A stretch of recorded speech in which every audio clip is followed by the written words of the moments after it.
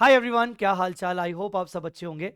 अगर आपका जनवरी 25 अटेम्प्ट है तो ये वीडियो आप सबके लिए है, ध्यान से सुनिएगा।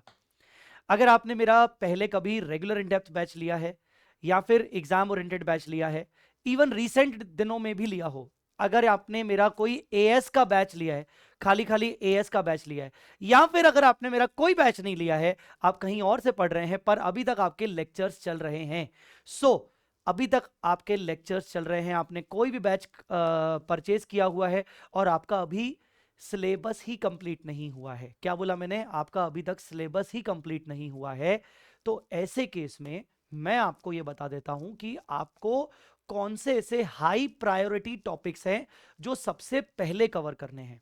ठीक है, क्योंकि अभी तक मुझे बहुत सारे मैसेजेस आ रहे हैं कि सर रेगुलर बैच लिया था, कुछ बैकलॉग था, बैकलॉग बहुत सारा था, हमने कुछ रीजंस की वजह से डिसकंटिन्यू कर दिया था, बीच में 1-2 महीना डिसकंटिन्यू किया था, ब्रेक ले लिया था, कुछ ना कुछ इशू हो गए थे, अब हम वापस से स्टार्ट कर रहे हैं पर हमें समझ नहीं आ रहा है कि हम कहां से शुरू करें। तो गाइस, ये वीडियो आपके लिए बना रहा हूं। अगर लेक्चर्स अभी भी पेंडिंग है तो ये तुम्हारे हाई प्रायोरिटी टॉपिक्स हैं जो तुम्हें सबसे पहले करने हैं।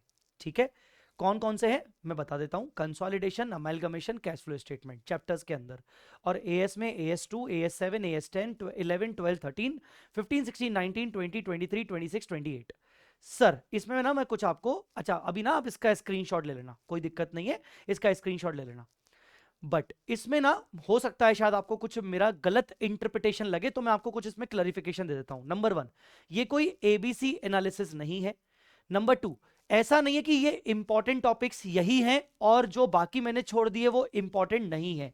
नहीं, मैं ये कहना चाह रहा हूं कि अगर आपके लेक्चर्स अभी तक कंप्लीट नहीं हुए हैं, आपके लेक्चर्स अभी भी चल रहे हैं और आपका कोर्स अच्छा खासा बचा हुआ है, तो ऐसे केस में आप पहले इन टॉपिक्स के लेक्चर्स कंप्लीट कर लीजिए।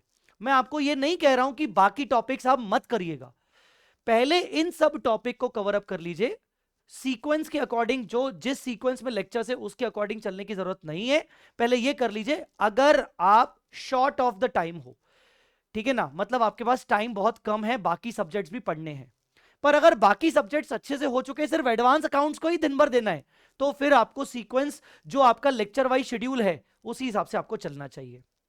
दूसरी बात ये, सपोज आप इस हाई प्रायोरिटी टॉपिक्स के हिसाब से चलते हो, आपने ये एक बार कवर कर लिया, तो सर आपको ये लगभग कितने टाइम में कवर कर लेना चाहिए? मैं पर्सनली मानता हूं कि अगर आप दिन में 1.5 लेक्चर भी देखते हो, जो कि आपको देखना चाहिए, कम से कम दिन में 1.5 या 2 लेक्चर तो आपको देखना चाहिए। 1.5 लेक्चर का मतलब होता है मिनिमम 4.5 घंटे, मिनिमम 4.5 घंटे अगर आप लेक्चर्स देख रहे हो, तो आपको ये टॉपिक्स खत्म करने में मुझे लगता है कि आपको 25 डेज लगेंगे स्टिल, या 20 डेज भी लग सकते हैं, 20 से 25 डेज लग सकते हैं।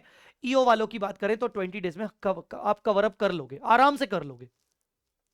उसके बाद आप बचे हुए चैप्टर्स, बचे हुए अकाउंटिंग स्टैंडर्ड्स आइदर उसी बैच में से कंटिन्यू करना, अगर आपने मेरा ईओ बैच लिया तो उसी में से कंटिन्यू करना, एएस बैच लिया है तो बाकी के बचे हुए एएस उसी में से कंटिन्यू करना। रेगुलर बैच वालों को डेफिनेटली दिक्कत जा सकती है, क्योंकि रेगुलर बैच क्या है, बहुत बड़ा होता है, तो फिर मैं उनको ये कहूंगा कि पहले आप ये तो कवर अप कर लीजिए, और बाकी जितने भी टॉपिक्स बच जाए तो आइदर आप अपने रिस्पेक्टिव बाकी के बचे हुए चैप्टर्स उन्हीं लेक्चर्स में से करना, या तो फिर आप रैपिड रिवीजन और अभ्यास बैच से कवर अप करने की कोशिश करना। रैपिड रिवीजन और अभ्यास बैच, ठीक है, पर ये रैपिड रिवीजन अभ्यास बैच से बचे हुए रिमेनिंग टॉपिक्स बोला मैंने इनको नहीं बोला। अब इसके बेसिस पर आप यूट्यूब पे यहां पर कमेंट लिख दोगे, सर मैं ये भी टॉपिक आरआर से कर लूं क्या, सर मैं अभ्यास से कर लूं क्या, तो तूने बैच क्यों लिया, हाँ तो फिर तूने पैसे खर्च क्यों किए, तूने माता पिता के पैसे क्यों वेस्ट किए, ये मैं आपको बोलूंगा। ठीक है, सो मुद्दे की बात यह है कि भाई पेड बैच का एक अपना एक इंपॉर्टेंस होता है, ठीक है ना। आरआर एक लास्ट रिजॉर्ट है, जो मैं आपको बोल रहा हूं, आरआर मोस्टली रिवीजन के पॉइंट ऑफ व्यू से होता है, अभ्यास पॉइंट मतलब प्रैक्टिस के पॉइंट ऑफ व्यू से होता है, बट ठीक है, अब तुम्हारा टॉपिक, तुम्हारा सिलेबस कंप्लीट नहीं हो रहा है, तुम्हारी जिंदगी झंड हो चुकी है, तुम्हारी किस्मत झंड है, तो कोई बात नहीं, अब तुम बचे हुए टॉपिक आरआर से और अभ्यास से कर सकते हो। आई मेरी बात समझ में? ठीक है, चलो दूसरी एक बात, सर जनवरी 25 अटेम्प्ट, सर मैं दोनों ग्रुप दूं कि सिंगल ग्रुप दूं? बच्चों यहां पर मैं सीधी बात, नो बकवास वाला सिस्टम बोलूंगा, यहां पर तुम्हें एक ही ग्रुप देना चाहिए, अगर तुम ऑलरेडी एक पहले सितंबर में या मई में दे चुके हो। मतलब अगर तुम मई में भी दे चुके हो, फिर सितंबर में दे चुके हो, स्पेशली सितंबर में दे चुके हो, तो जनवरी के लिए तुम्हारे पास कोई सफिशिएंट टाइम नहीं है, ठीक है ना। इंस्टीट्यूट की थॉट प्रोसेस को समझो। इंस्टीट्यूट ने ये 3-3 4-4 महीने में अटेम्प्ट क्यों रखे हैं? ताकि स्टूडेंट एक एक ग्रुप देके पास हो जाए।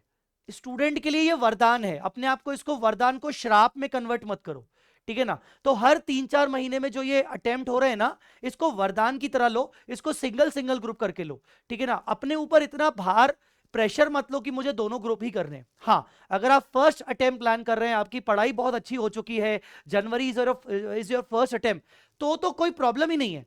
मैं उन बच्चों से बात कर रहा हूं जिनका जनवरी is not the first attempt, या सितंबर में उन्होंने एक ग्रुप ऑलरेडी दे दिया था, but still they are confuse कि नहीं, पता नहीं निकलेगा कि नहीं निकलेगा। तो जनवरी आपके लिए है एक सिंगल ग्रुप के हिसाब से, ठीक है। सो चलिए, ऐसे और वीडियोस आते रहेंगे। वीडियो को जरूर लाइक करना और कमेंट में आप मुझे बता देना आपको और क्या क्या चीजों की जरूरत है। आगे चल के आपको स्टडी प्लानर के साथ और सारी चीजें भी दे दूंगा, ठीक है। Thanks a lot guys, bye bye, take care, जय माता दी, लव यू ऑल।